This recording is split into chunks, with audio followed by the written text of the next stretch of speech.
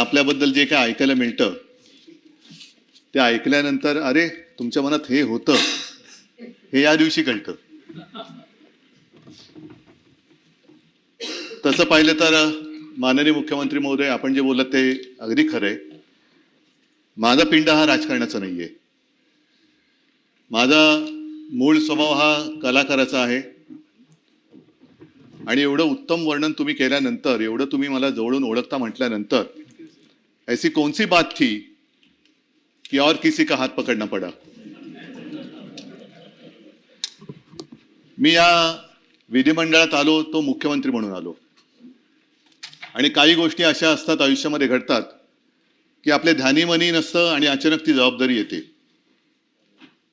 जबाबदारी आल्यानंतर त्यातून पळ काढणं हे काय मर्दाचं लक्षण नसतं. ती जबाबदारी स्वीकारली आणि मला पहिल्या प्रथम सगळ्यांना धन्यवाद द्यायचे आहेत. ते म्हणजे सर्व माझे त्यावेळेचे आजी माजी सहकारी जे आहेत, मंत्रिमंडळात होते, त्याच्यानंतर सगळे शासकीय अधिकारी, मुख्य सचिवांपासून इतर सगळे सचिव, त्याच्यानंतर सगळं प्रशासन, मग महसूल खातं असेल, पोलीस असेल, आरोग्य असेल, सर्वच खात्यांच्या सर्व अधिकाऱ्यांना, अगदी आशा, अंगणवाडी सेविका, सरपंच, सर्वच या अधिकाऱ्यांपासून कर्मचाऱ्यांना मी मनापासून धन्यवाद देतो. कारण एक प्रशासनाचा गंधही नसलेला माणूस अचानक राज्याच्या मुख्यमंत्री पदावरती बसतो आणि तो राज्य चालवतोय, ह्या सगळ्यांच्या सहकार्याशिवाय हे शक्य झालं नसतं. मुख्यमंत्री महोदय, आपण स्वतः मला निरोप द्यायला अगत्याने हजर राहिलात, त्याच्याबद्दल मनापासून धन्यवाद देतोय. आणि मला तोही दिवस आठवला आणि त्या दिवसाची आठवण मी तुम्हाला करून देणार आहे. पण काल एकूण जे काही विधिमंडळात घडलं ते बघितल्यानंतर तो दिवस मला का आठवलं ते सांगतो. कारण आपणच म्हणाला होतात ज्ञानेश्वरांचं भारूड, काट्याच्या आणीवर वसली 3 गावे, 2 ओसाड 1 वसेची ना. आता त्या गावची पाटीलकी आपल्याकडे. आता ते आणीवरची 3 गावामध्ये एक गाव आणीवर गेलेलं आहे, बाकी गावांचं काय झालं हे त्या गावकऱ्यांना माहिती आहे. आणि साहजिकच आहे, ज्ञानेश्वरांची आठवण आल्यानंतर एक गोष्ट आवर्जून सांगावीशी वाटते की ज्ञानेश्वर महाराज कोणत्या शतकात होऊन गेले, 12व्या 13व्या. त्यावेळेला ज्ञानेश्वरांनी रेड्याकडनं वेद म्हणून घेतले होते. आता त्यापासून आतापर्यंत आपण या शतकात आल्यानंतर स्वार्थासाठी रेडे कापले जातात. हा कोणता महाराष्ट्र कोणत्या दिशेने चाललेला आहे. आणि आपलं स्टेटमेंट मी कालच्या सभागृहातलं काळजीपूर्वक ऐकलं. नाशिकच्या बाबत जी आपण एक भूमिका घेतली त्याच्याबद्दल मी आपल्याला धन्यवाद देतोय. आणि हे धन्यवाद देत असताना काल आपले एक सिने कलावंत आहेत अतुल कुलकर्णी, त्यांचं एक चांगलं वक्तव्य आहे की जे पकडले जातात ते भोंदू, पण जे पकडले जात नाहीत त्या महाराजांचं काय करायचं. मला असं वाटतं आपण सगळे एकत्र मिळून एक भूमिका घ्यायला पाहिजे. आणि सगळ्या राजकारण्यांनी जर ठरवलं तर बुवा शक्तीपेक्षा युवा शक्तीला जास्त आपण ताकद दिली पाहिजे. कारण या देशामध्ये बुवा चमत्कार नाही करू शकत, युवा चमत्कार करू शकतात. आणि युवा शक्तीला जर का आपण नीट पाठिंबा दिला तर या बुवांची दुकानं बंद झाल्याशिवाय राहणार नाही. मला आज आठवतोय तो माझा मुख्यमंत्री पदाचा पहिला, जसा आपला गृहप्रवेश असतो तसा मंत्रालयातला प्रवेश. संपूर्ण मंत्रालय असं बहरून आलं होतं. खिडक्यातनं लोक डोकावत होती, काही पॅराफिटवर उभी होती, काही बाहेर आली होती. सगळ्यांच्या चेहऱ्यावरती एक आनंद होता. तो आनंद बघून मी तो क्षण विसरू शकत नाही, भारावून गेलो होतो. त्याच्यानंतर दिवस पटपट निघून गेले आणि ज्या दिवशी मी वर्ष सोडून बाहेर पडलो तेव्हा हेलावलेला महाराष्ट्र बघून मी गहिवरून गेलो होतो की हे सगळं प्रेम या महाराष्ट्राने आपल्याला दिलं, हे असं प्रेम फार थोड्या लोकांच्या नशिबामध्ये येतं. आणि मला आठवतंय की मी मुख्यमंत्रीपद म्हणजे वर्षा सोडला आणि मातोश्रीत आलो. मुख्यमंत्रीपद सोडलेलं नव्हतं, एक 2-4 दिवसानंतर ते सोडलं. आणि त्या काळामध्ये साहजिकच आहे घरी बसून म्हणजे मातोश्रीत बसून मी कारभार करत होतो. अनेक मंत्री सुद्धा घरीच येत होते, घरीच बस, त्याच घरातून त्यांना पदं दिली होती, ते घरी बसूनच दिली होती. पण काही अधिकारी माझ्यासोबत नेहमी यायचे 2-4 दिवस, कारण सरकारी काम थांबू शकत नव्हतो. सगळी कामं झाल्यानंतर एका अधिकाऱ्याने मला विचारलं सहज, कारण जसं नेहमी बोलतो तसं मी बोलत होतो, हसत खेळत त्यांच्याबरोबर चर्चा करत होतो. आणि ते बघितल्यानंतर एका अधिकाऱ्याने मला विचारलं, सर एक विचारू का? म्हटलं विचारा. काय? सर तुम्ही मुख्यमंत्री पदाची शपथ घेताना जसे होतात तसेच आज सुद्धा आहात, हे कसं काय? माझ्या मनात पटकन आलं. मी म्हटलं काय की जे आपलं नसतं ते स्वीकारण्यात आनंद होण्याची गरज नसते, आवश्यकता नसते. आणि जे आपलं नसतं ते सोडण्यामध्ये दुःख होण्याची तरी काय गरज आहे? त्याच्यामुळे जसं मुख्यमंत्रीपद अचानक आलं तसं मुख्यमंत्रीपद गेलं. मी माझ्या घरी आलो. त्याच्यामुळे माझं घर आणि त्या घरातला आनंद हा सगळ्यात महत्वाचा, हा मला वाटतं प्रत्येकासाठी असतो. योगायोग आणखीन एका गोष्टीचा आहे की आज 24 मार्च. 24 मार्च म्हणजे आपल्या 6 वर्षापूर्वी माननीय पंतप्रधानांनी देशभरामध्ये अचानक लॉकडाऊन जाहीर केला होता. त्याचा आजचा 6वा काय स्मृती दिन म्हणा किंवा काही म्हणा. म्हणजे जिथपासून माझं काम खरं सुरू झालं त्या दिवशी मी सभागृहाचा निरोप घेतोय. आणि या सगळा तो जो काय कालखंड होता तो फार विचित्र होता. योगायोग मी म्हटलं तर आणखीन एका गोष्टीचा आहे, कारण माझ्या मंत्रिमंडळाच्या पहिल्या बैठकीत पहिला निर्णय जर का कोणता घेतला गेला असेल तर रायगडाला निधी देण्याचा निर्णय हा माझ्या मंत्रिमंडळातला पहिला निर्णय होता. आणि मंत्रिमंडळातला शेवटचा निर्णय होता तो औरंगाबादचं नामांतर करणं आणि त्याला छत्रपती संभाजीनगर करणं. संभाजीनगर जे शिवसेना प्रमुख म्हणायचे की औरंगाबाद नाही संभाजीनगर आहे, तर ते नामांतर करून माझी कारकीर्द संपली. पण ह्या मधल्या 2.5 वर्षामध्ये जो काही कालखंड होता तो फार भयानक होता. संकटामागून संकट येत होती. कोरोनासारखं भयानक संकट जे कोणाच्याही आयुष्यात कधी येऊ नये अशी साथ जर का आपण इतिहासात डोकवलं तर 100 वर्षापूर्वी आली होती. आणि त्यावेळेला असं म्हणतात स्पॅनिश फ्लू, त्यावेळेला असं म्हणतात की पहिलं महायुद्ध संपल्यानंतर त्या महायुद्धात वाचलेले सैनिक जे घरी गेले ते युद्धात नाही गेले पण त्या साथीमध्ये गेले. त्याही वेळेला त्याचा काही अंदाज कोणाला आला नव्हता आणि याही वेळेला कोणाला अजून अंदाज आलेला नाही. आरोग्य व्यवस्था वाढवायची कशी? आणि त्याही बाबतीत मला एका गोष्टीचं समाधान आहे की सर्व सहकार्यांनी मंत्रिमंडळातल्या सुद्धा आणि सर्व सरकारी जी काही यंत्रणा आहे त्यांनी सहकार्य केलं. एक टास्क फोर्सची आपण निर्मिती केली. कदाचित देशामध्ये आपलं राज्य पहिलं असेल की त्यांनी कोरोनासाठी टास्क फोर्सची निर्मिती केली. पेशंटचे बेड, रुग्णशय्या वाढवल्या आपण, जवळपास 3.5 लाखाच्या वरती नेल्या होत्या. आता 6 वर्षापूर्वी ऑक्सिजन सिलेंडरची कमी होती आणि 6 वर्षानंतर आज गॅस सिलेंडरची कमी आहे. हा पण एक विचित्र योगायोग आहे. आपल्या कोरोनाबद्दलचं जे एक युद्ध होतं, कोरोना सोबतचं युद्ध होतं आणि त्याच्यात वाखणली गेली ती आपली एक कामगिरी मुंबई मॉडेल या नावाने. मुंबई मॉडेलची त्याची वाखाणणी ही जगभर झाली. अगदी WHO ने सुद्धा केली. न्यूयॉर्क टाइम्समध्ये सुद्धा त्याच्याबद्दल माहिती आली, बातमी आली.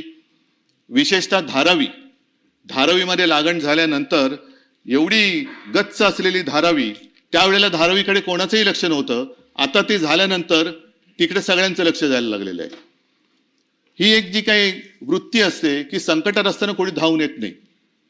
पण कोरोनामध्ये आपल्या महाराष्ट्राने जे काम केलं त्या कामाचं कौतुक तसं कोणी केलं नाही. इतर राज्यांमध्ये आपण बघितलं की उत्तर प्रदेशमध्ये गंगेमध्ये शव वाहत होती, मृतदेह वाहत होते. गुजरातमध्ये सार्वजनिक चिता पेटल्या जात होत्या. पण महाराष्ट्रामध्ये अशी कोणत्याही मृतदेहाची अवहेलना ही आपण होऊ दिली नाही. जिथे जिथे शक्य असेल तिथे तिथे आपण औषधोपचार दिले आणि जास्तीत जास्त जीव वाचवण्याचे आपण प्रयत्न केले. त्याच्यानंतर कुठेही आकडा आपण लपवला नाही. हे सुद्धा मी म्हणेन आपल्या त्या सरकारचं एक वैशिष्ट्य होतं. कोरोनाचा काळ जेवढं त्याच्यामध्ये बोलत जावं तेवढं त्याच्यावरतीच तो विषय जाईल. पण मुख्यमंत्री महोदय, मला आपल्याला एक विनंती करायची, जे माझ्याकडनं राहून गेलं त्या काळामध्ये करता येऊ शकलं नाही, त्या सगळ्या कालखंडाचं जर काही डॉक्युमेंटेशन केलं, त्याच्यामध्ये कोणत्याही व्यक्तीचं काही वैशिष्ट्य सांगण्याची आवश्यकता नाही, पण स्पॅनिश फ्लूच्या बाबतीत जसं कोणताही आपल्याला संदर्भ सापडत नाही, तसं विशेषतः कोरोना काळामध्ये महाराष्ट्राने काय काम केलं, कशी ट्रीटमेंट दिली, ऑक्सिजन कसा आणला, मास्क कसे मिळवले, कशी खबरदारी घेतली, माझे कुटुंब माझी जबाबदारी असेल आणि इतर सगळ्या गोष्टी असतील, हे सगळं जर का एकत्रित झालं तर पुढे अशी साथ येऊ नये, पण जर का आली तर आपण काय काय खबरदारी घ्यायला पाहिजे याचे एक मार्गदर्शन होईल, म्हणून माझी एक आपल्याला विनंती आहे. त्याच्यानंतर याला आयुष्यातलं एक समाधान मानावं अशी एक गोष्ट नक्की मी केली, ती म्हणजे कोणीही न मागता, कोणताही अभ्यास न करता आपल्या अन्नदात्याची मी कर्जमुक्ती केली. 2 लाखापर्यंतचं पीक कर्ज हे महाविकास आघाडीच्या सरकारच्या माध्यमातून मी केलं आणि त्याबद्दल मला नक्कीच एक समाधान आहे. कोणतेही त्याला त्रास न देता, अटीतटींचा सामना करायला न लावता 2 वेळा तो त्या केंद्रात गेल्यानंतर त्याच्या खात्यामध्ये पैसे जात गेले आणि तो कर्जमुक्त झाला. दुर्दैवाने नंतर करोनाची साथ आली, त्याच्यामुळे प्रोत्साहनपर राशी जी द्यायची असते ती राहिली, ती आता मला वाटतं आपलं सरकार देते. आणखीन एक चांगलं काम केलं ते म्हणजे गोरगरिबांसाठी शिवभोजन. आता त्याची परिस्थिती काय मला कल्पना नाही, पण 10 रुपयामध्ये शिवभोजन देणं हे सुरू केलं आणि त्याची अंमलबजावणी 2.5 वर्ष तरी आम्ही करून दाखवली होती. अशा अनेक गोष्टी केल्या आणि करोनामध्ये सुद्धा संपूर्ण हाहाकार उडालेला असताना कुठेही आपण महाराष्ट्र थांबू नव्हता दिला. शेतकऱ्यांची कामं तर सुरू होतीच, परंतु परदेशी गुंतवणूक सुद्धा उद्योगधंद्यामध्ये आपण आणली होती, MOU पण झाले होते आणि काही गुंतवणूक प्रत्यक्षात आली सुद्धा होती. कोणतेही असं क्षेत्र नव्हतं की जिकडे महाराष्ट्र थांबला होता. अगदी हिंदू हृदय सम्राट, शिवसेना प्रमुख, समृद्धी महामार्ग तो सुद्धा आपण त्या काळामध्ये सुद्धा चालू ठेवला. मुंबईचा कोस्टल रोडचं काम सुरू ठेवलं, अटल सेतूचं काम सुरू ठेवलं, मेट्रोचं काम सुरू ठेवलं. कोणतेही काम त्याला आपण बंद केलेलं नव्हतं, ते चालू ठेवलं होतं आणि कुठेही पैशाची कमतरता असताना सुद्धा पैसा कमी पडू दिला नव्हता. मला असं वाटतं हे एक माझ्या आयुष्यातलं एक सर्वात कठीण काळातलं कठीण काम होतं आणि काही गोष्टी ज्या केल्या त्याच्याबद्दल मला नक्कीच अभिमान आहे की मी मुख्यमंत्री असताना आपल्या राज्यामध्ये मराठी भाषेची सक्ती, मराठी भाषा सक्तीची केली. आपल्या मातृभाषेची, आपल्या ज्या राज्यात राहतो, आमचा दुसऱ्या कोणत्याही भाषेबद्दल काही आकस नाहीये, पण प्रत्येक राज्याला जर त्याची भाषा दिलेली असेल तर त्या राज्यामध्ये ती भाषा ही आलीच पाहिजे, म्हणून आपण या राज्यामध्ये मराठी सक्तीची केली. त्याबद्दल मला एका गोष्टीचा नक्कीच अभिमान आहे. आणि इतर जी 2 कामं आहेत ती मुख्यमंत्री महोदय मी परत आपल्याला विनंती करीन की एक मराठी भाषा भवन आणि चौपाटीला आपण मराठीचं रंगभूमीचं दालन हे करायचं आपण ठरवलं होतं.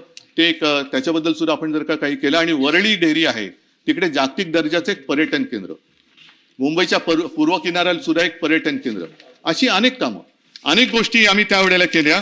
आणि साहजिकच आहे की ही कामं करत असताना शेवटी पैशाची चणचण, पैसा कमी पडता कामा नये, त्याचा जमा खर्च हा कसा करायचा हे एक फार मोठं काम असतं.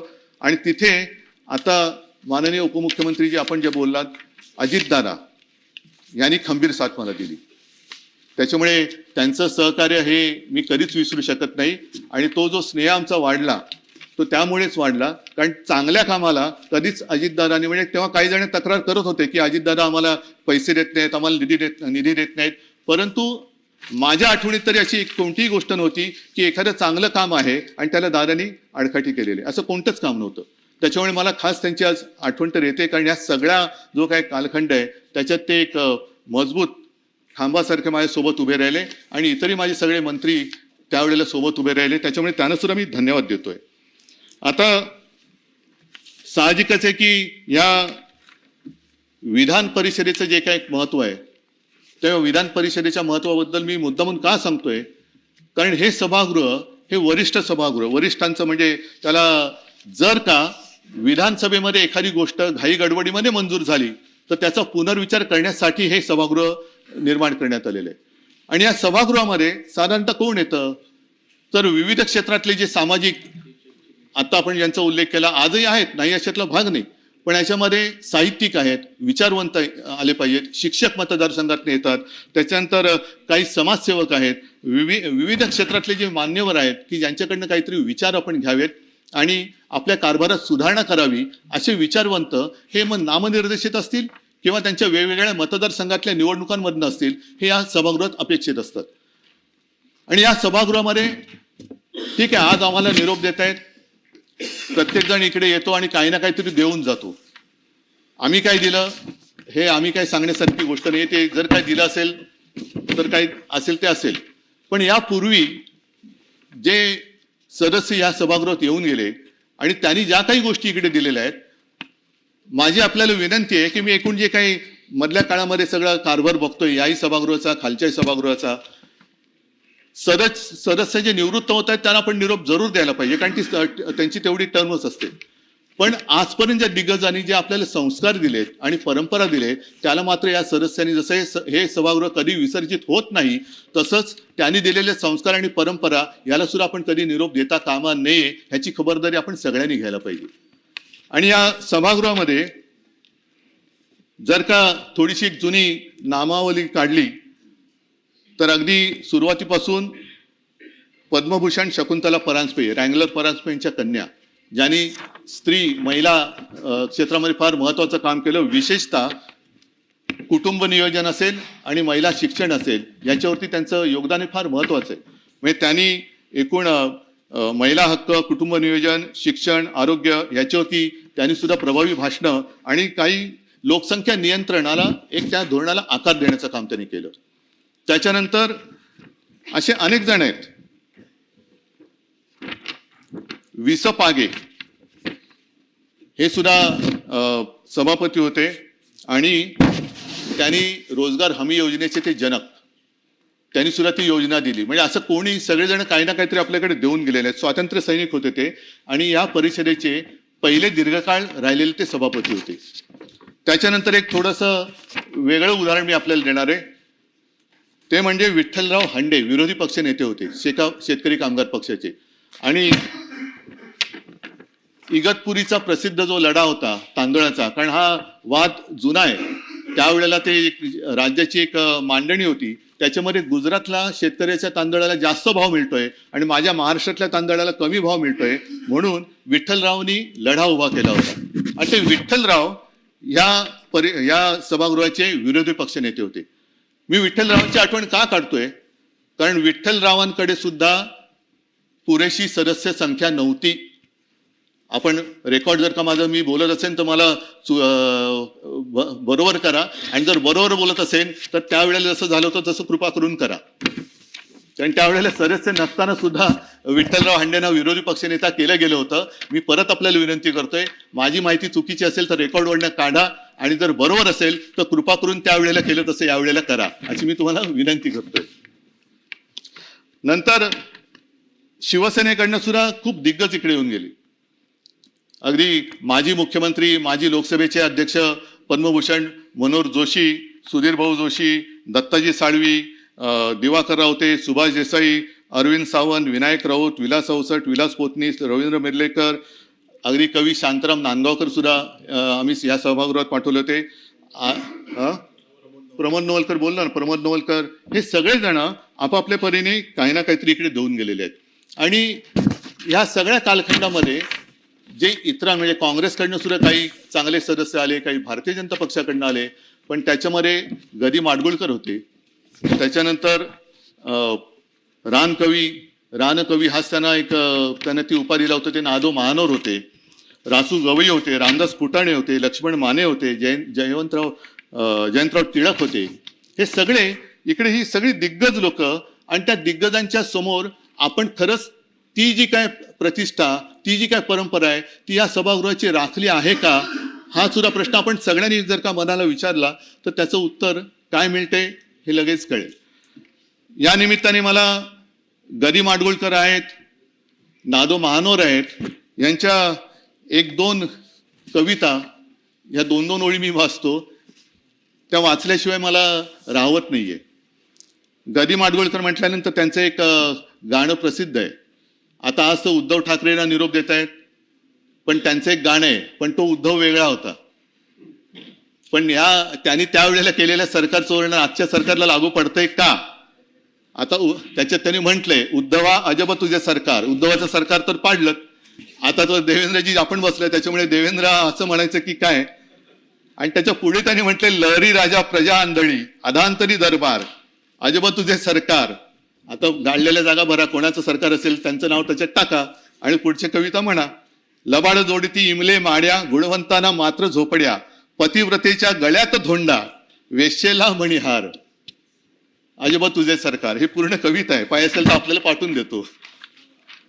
त्याच्यानंतर गदी माडगुळकरांनी आणखी एक फार चांगली कविता हे लिहिलेली आहे. हे राष्ट्रदेवतांचे, हे राष्ट्रदेवतांचे, हे राष्ट्र प्रेषितांचे आज चंद्र सूर्य नांदो स्वातंत्र्य भारताचे. जे सगळ्यात महत्वाचं आहे, जे आज लोकांच्या मनात शंका आहे की आपलं स्वातंत्र्य राहणार आहे की जाणार आहे, त्याच्याबद्दल हे त्यावेळेला गदी माडगुळकरांनी लिहिलेलं आहे. ते सुद्धा पाहिजे असेल तर म्हणजे हे त्यात मिळतंय, पण पाहिजे आपल्याला मी पाठवून देतो. नंतर रानकवी नादो महानोर यांनी एक चांगलं लिहिलेलं आहे. खरं त्यांचं ते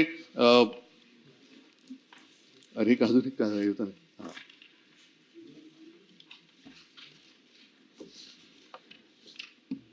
याच्यात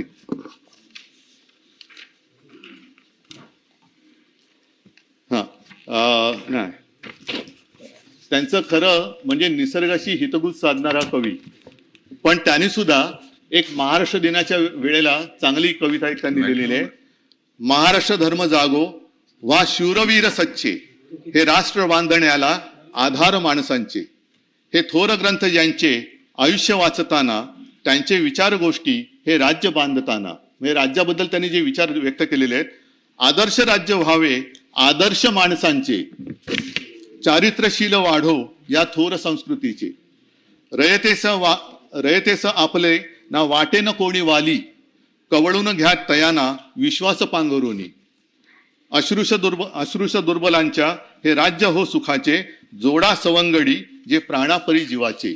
त्याच्यामुळे आता आम्ही तर चाललो बाहेर, मुख्यमंत्री महोदय आपण आणि आपले सगळी 3 गावं यांची ही जबाबदारी आहे. आणि मला असं वाटतं की सध्या जे काही एक वातावरण आहे राज्यात आणि देशामध्ये, एक संभ्रमावस्था आहे, कोण कोणाबरोबर तेच कळत नाहीये. आता या महिन्यामध्ये IPL सुरू होईल आणि IPL बघताना आपण म्हणतो अरे हा आपला होता ना, अरे नाही तो आता त्या टीम मध्ये, अरे हा आपला होता नाही हा तिकडे गेलेला आहे. म्हणजे इंडियन पॉलिटिकल लीग नवीन सुरू झाले की काय, कोण कोणाच्या बरोबर तेच कळत नाहीये. आणि एकच संघ खूप मजबूत होत चाललेले, बाकीचे संघ म्हणजे मॅच खेळायला सुद्धा बाकीचे संघ हवेत की नको, की बाकीचे संघ संपवून टाकले ते एकटा संघ काय करणार. तर तो सुद्धा विचार केला पाहिजे की एकच संघ ठेवला तर मॅच खेळणार कोणाबरोबर. सगळेच खेळाडू जर का आपल्या संघात घेतले तर काय करणार काय तुम्ही. त्याच्यामुळे मला असं वाटतं एका सुदृढ लोकशाहीसाठी ही संभ्रमावस्था सगळ्यांनी संपवणं गरजेचं आहे. आणि जनतेचा आपल्याबद्दलचा जो विश्वास आहे, जनतेला असं वाटतं की राजकारणासाठी काही करू शकतात, पण आपल्यासाठी सुद्धा हे काहीतरी करू शकतात हा विश्वास आपण जनतेच्या मनात निर्माण करण्याची आज गरज आहे. आणि ही संधी सगळ्यांनाच मला असं वाटतं मिळत नाही. ही ज्यांना मिळते त्यांनी त्या संधीचा नक्कीच उपयोग करायला पाहिजे. ठीक आहे, दिवस येतात दिवस जातात, सत्ता येते सत्ता जाते, काळ येतो काळ बदलतो, सर्व गोष्टी बदलत असतात. पण आपल्याला धीर धरायला पाहिजे, एक संयम बाळगायला पाहिजे. कारण आपण म्हणतो की सूर्य पूर्वेला उगवतो, पण सूर्य जेव्हा दक्षिणायन आणि उत्तरायण करतो तेव्हा उगवतीची पूर्व सुद्धा बदलत असते. ती पूर्व राहत नाही, सूर्य जिथून उगवतो ती पूर्व. आणि हे सगळं बदलत असताना आपण ठरवायला पाहिजे की आपण प्रवाहाबरोबर वाहत जायचं, लाटेबरोबर वाहत जायचं, की ठामपणाने थांबून प्रवाह योग्य दिशेने वळवायचं. हे ज्याचं त्यांनी ठरवणं हे आवश्यक असतं. आणि जे असे लाटेबरोबर वाहत जातात त्यांच्यासाठी म्हणजे काही स्वतः काही करत नाही पण लाटेबरोबर वाहत जायचं, तर त्यांच्यासाठी विंदा करंदीकर यांनी एक फार छान लिहिलेलं आहे.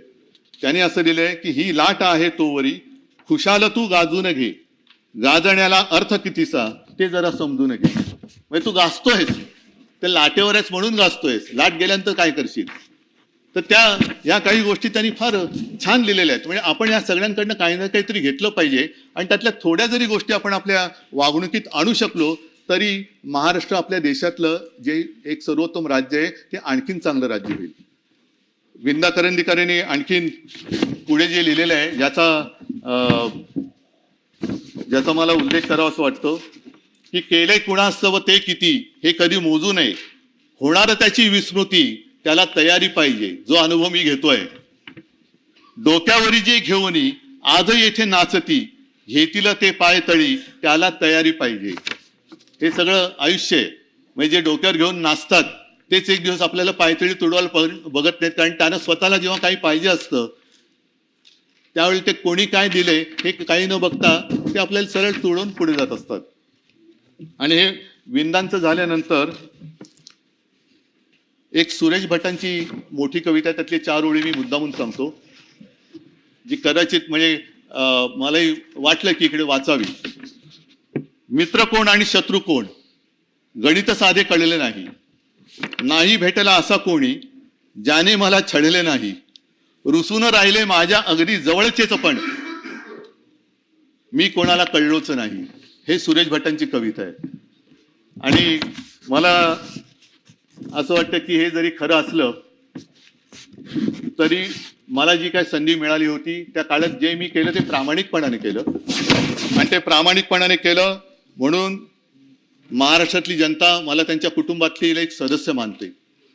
मी या मायबाप जनतेला मानाचा मुजरा करून आपल्या सर्वांचा या सभागृहात निरोप घेतोय. जसं मगाशी मुख्यमंत्री महोदय आपल्या आधी मी जेव्हा आलो तेव्हा तुमच्या आधी मी जे बोलत होते त्यांचं थोडंसं ऐकलं की कुठे भेटू. मी मुख्यमंत्री महोदय थोड्या वेळाने आपल्याला भेटायला येणार आहे, पण काही जणांना रणांगणात, काही जणांना कुठे, आणि काही जणांना असं वाटतं की इथे भेटलात तर अशी काही लोक आहेत. असो, मी या सभागृहात सर्वांना धन्यवाद देतो. आणि माझ्यासोबत जे इतरही सदस्य निवृत्त होत आहेत त्यांना सुद्धा मी भावी त्यांच्या कारकिर्दीसाठी खूप खूप शुभेच्छा देतो, सुयश चिंततो आणि आपला निरोप घेतो. धन्यवाद सगळ्यांना. जय हिंद, जय महाराष्ट्र.